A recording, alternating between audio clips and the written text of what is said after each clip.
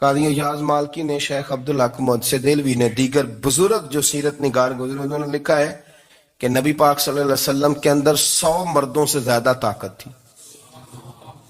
100 مردوں سے زیادہ طاقت. اب جو بات کہنے لگا ہوں، جو نتیجہ دینے لگا ہوں، اس پر خاص توجہ آپ فرمائیں گے. ذرا فکری طور پر، نظریاتی طور پر ایک چیز کو سمجھیے. ہم سمجھتے ہیں کہ جوان لڑکا ہے جی جو مرضی کرے، عمر ہے جی. آپ ذرا بات پر غور کیجئے گا کہ حضور صلی اللہ علیہ وسلم میں طاقت 100 مردوں سے زیادہ ہے اور حیا کواری لڑکیوں سے بھی زیادہ ہے.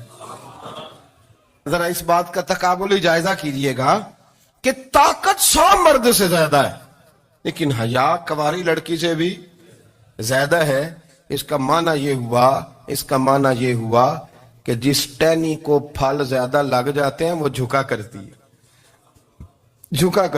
تو حیا تو حسن ہے، حیا تو آپ کو پاک صاف کرے گا، حیا تو آپ کو نرالا کرے گا، انوکھا کرے گا. وہ ہمارے ایک دانشور ہیں، انہوں نے مضمون لکھا، کئی باتیں بڑی پسند آتی ہیں.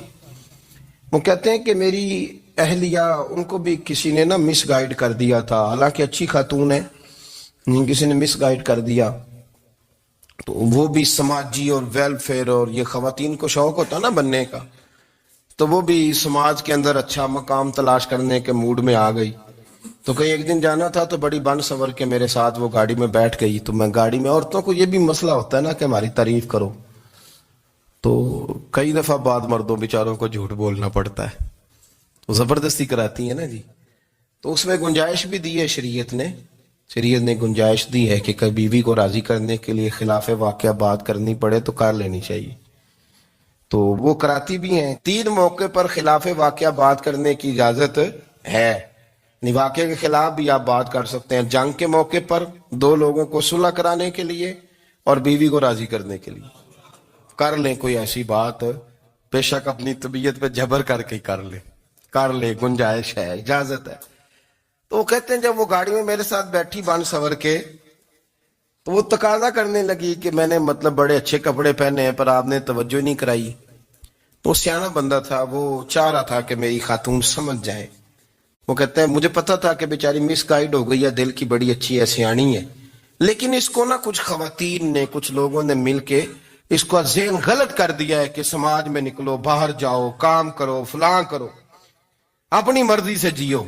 تو میرے ساتھ گاڑی میں بیٹھی کہیں جانے کے لیے، تو مجھ سے کہنے لگی کہ آپ نے میری طرف توجہ ہی نہیں کی، آپ نے کوئی ذکر ہی نہیں کیا کہ میں کیسی لگ رہی ہوں. تو وہ کہتے ہیں میں نے اسے کہا کہ اگر تو ناراض نہ ہو تو پھر میں صحیح والی تعریف کر دوں. تو اس نے کہا کہ آپ کر دیں. تو کہتے ہیں میں نے درد سے اور خلوص سے اپنی بیوی سے کہا، خلوص کے ساتھ.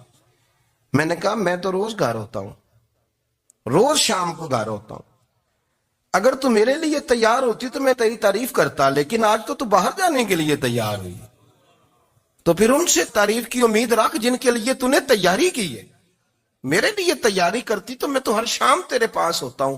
کہتے ہو میرے لفظوں میں درد تھا تو وہ بھی رو پڑی اور کہنے لگی آپ گاڑی روک دیں، مجھے باہر جا کے کسی کو راضی نہیں کرنا، میں نے اسے راضی کرنا ہے جس کو رب کریم نے میرا شوہر بنایا اور میرے لیے منتخب کیا ہے میرے ماں باپ کو. میں واپس لوٹتی ہوں.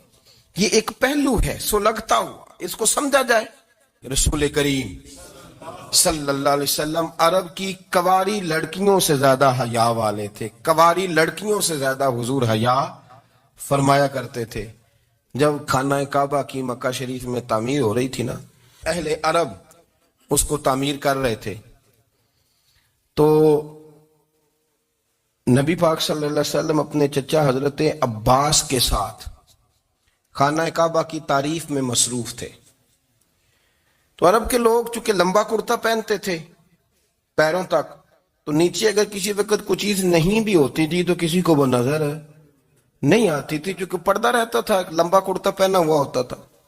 تو جب بچے، سرکار کی عمر مبارک بھی ابھی تھوڑی تھی، تو اس طرح بچے جب نکلتے تو وہ کئی دفعہ اپنی تہمت اتار دیتے نیچے سے، اور کوئی مزدوری کرنے لگتے تو 3-4 طے کر کے تہمت کی کندھے پہ رکھ لیتے. جس طرح کبھی دیہاتوں میں لوگ کپڑا سر پہ رکھتے تھے کہ اوپر اگر کوئی وزنی چیز رکھیں گے تو وہ تکلیف نہیں دے گی.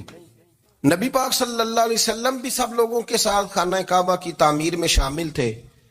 تو حضرت عباس رضی اللہ تعالیٰ عنہ نے کہا حضور سے، ابھی اللہ نے نبوت بھی نہیں فرمایا تھا، بھتیجے آپ بھی تامد اتاریے. یہ صحیح مسلم میں حدیث موجود ہے. اور اس کو کندھے پہ رکھ لیجیے، آپ اینٹیں اٹھا اٹھا کے لا رہے ہیں تو ذرا آپ کو تکلیف نہیں ہوگی.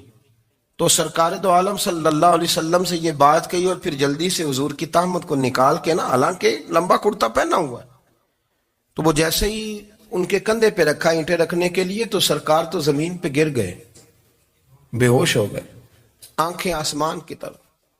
اور پھر حضور پکار رہے ہیں آزاری آزاری آزاری، میرا تامت دے دو، میرا تامت دے دو. کبھی کوئی شخص اس وجہ سے بھی بے ہوش ہوا ہے کہ میرے وجود سے کپڑا اتر گیا ہے؟ حالانکہ